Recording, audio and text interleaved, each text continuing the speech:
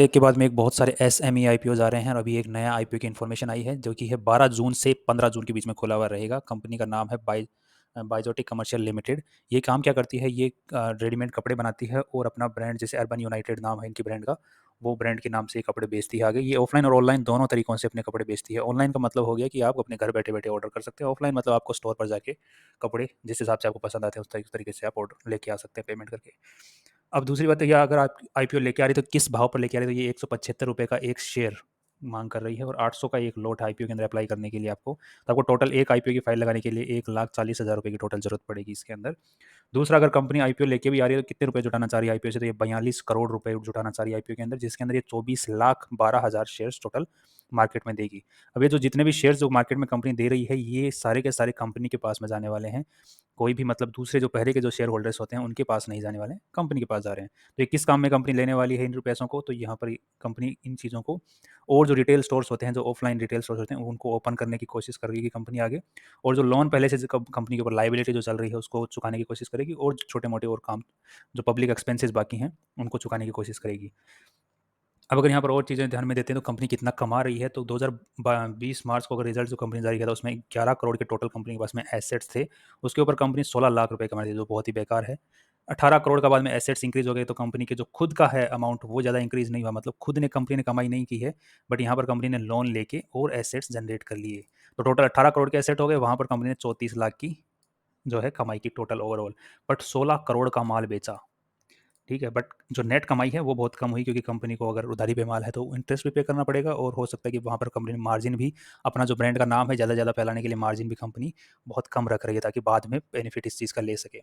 बाद में 37 करोड़ का माल, मतलब टोटल एसेट्स कंपनी के पास में 53 करोड़ का माल बेचा कंपनी ने और टोटल जो कंपनी ने प्रॉफिट कमाया नेट प्रॉफिट वो 60 लाख का कमाया। तो अगेन यहाँ पर नेट प्रॉफिट फिर कम हो गया। बीएससी के पास में जो कंपनी इसने डीएचआरपी जो मतलब अपनी फाइल लगाती है आईपीओ से पहले, वो फाइल लगाई, उसमें कंपनी ने बताया कि दिसंबर 2022 तक कंपनी जो है टोटल 37 करोड़ का माल बेच चुकी है और जिसमें कंपनी जो नेट प्रॉफिट है वो 2 करोड़ 90 लाख रुपए कंपनी कमा चुकी है। तो ये एक्चुअली देखा भी गया है, सब बहुत सारी कंपनी में जब आईपीओ कंपनीज का आने वाला होता है तो उनका नेट प्रॉफिट जो है अचानक से बढ़ जाता है या फिर कंपनी बहुत सीरियस हो जाती है ताकि आईपीओ अच्छे से अच्छा निकले इसके लिए।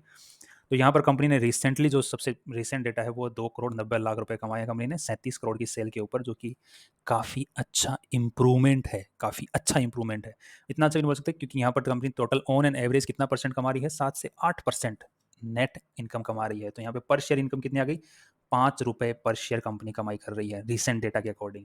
तो अगर 5 रुपये पर शेयर के हिसाब से कोई कंपनी अगर हम देखते हैं तो कंपनी जो आईपीओ लेके आ रही है वो कितने रुपये पे लेके आ रही है, 175 रुपये के ऊपर। तो अगर कितने हो गए, 9 महीने के अंदर कंपनी 5 रुपये की कमाई कर रही है, तो साल भर के अंदर अगर मान के चलें तो 7 रुपये की कमाई कर लेगी।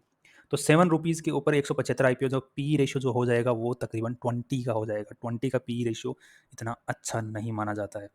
बट फिर भी अगर इस चीज़ को कंपेयर करके देखते हैं तो दूसरी जो कंपनियां एग्जिस्टिंग कंपनियां हैं जो कि ऑलरेडी मार्केट में हैं उनके पी से अपने को कंपेयर करके देखना पड़ेगा, जिससे कि हम एक अंदाज़ा लगा पाएँ कि पी सही है कि नहीं है। तो यहाँ पर अपने को देख पा रहे हैं कि ट्रेंट लिमिटेड नाम से एक जो एग्जिस्टिंग कंपनी है उसका जो पी है वो 192 है। यहाँ पे बेला कासा का फैशन का इसका पी है 11 है और दूसरा ये क्या नाम है इसका, लोरजीनी अपैरल्स लिमिटेड, इसका 147 है। तो पी को देखा जाए तो पी भी तो काफ़ी ठीक है कंपनी का, सो पी अच्छा है रिसेंट डेटा के अकॉर्डिंग। और दूसरा अगर हम लोग दूसरी जो चीज़ होती है उसको हम बोलते हैं पी बी रेशियो, कि कंपनी का जैसे मान लीजिए कोई मकान है उसका रेंट जो है महीने का 10,000 रुपये आ रहा है, बट उसकी जो एक्चुअल मार्केट वैल्यू है उस रेंट के मकान की वो 50 लाख है, बट वहाँ पर रेंट अच्छा मिल रहा है, 10,000 रुपये महीना मिल रहा है। तो वो जो मालिक होता है वो बोलता है कि मैं अपने मकान को 2 करोड़ रुपए 3 करोड़ रुपए के ऊपर बेचूँगा क्योंकि मेरी कमाई अच्छी हो रही है रेंट से। तो उस हिसाब से कंपनी बोल रही है कि मैं कितना ऊपर अपना जो है शेयर का प्राइस रखना चाहती हूँ, तो वो पीबी रेशियो माना जाता है। तो यहाँ पर पीबी रेशियो अगर हम ध्यान से देखते हैं तो उसको बोलते हैं प्राइस टू बुक वैल्यू। तो वो अपने को यहाँ पे देखने को मिलता है तकरीबन 15 रुपये का बुक वैल्यू है और यहाँ पर कंपनी 175 रुपये के ऊपर आईपीओ लेके आ रही है।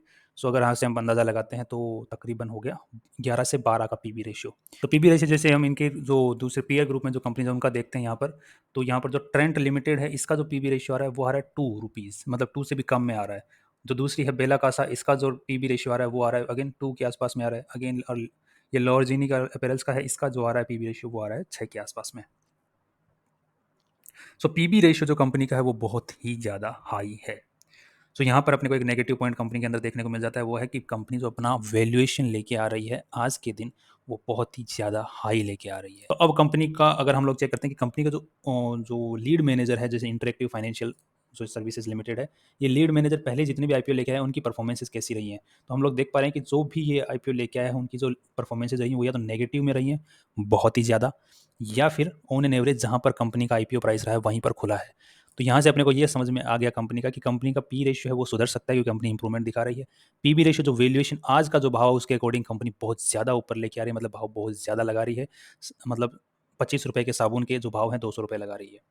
तो अब यार 25 रुपये में जब मिल ही रहा है मार्केट में, तो 25 की जगह अगर 50 में भी अपने को मार्केट में मिल रहा है तो हम 200 का माल क्यों लेंगे, कम ऑन।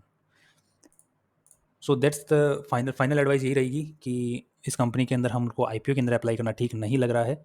हाँ, जब ये लिस्ट हो जाएगा उसके बाद में हम लोग अगर ये सही वैल्यू के ऊपर मिलता है तो फिर हम इसको खरीदने के बारे में सोच सकते हैं। See you tomorrow with new information.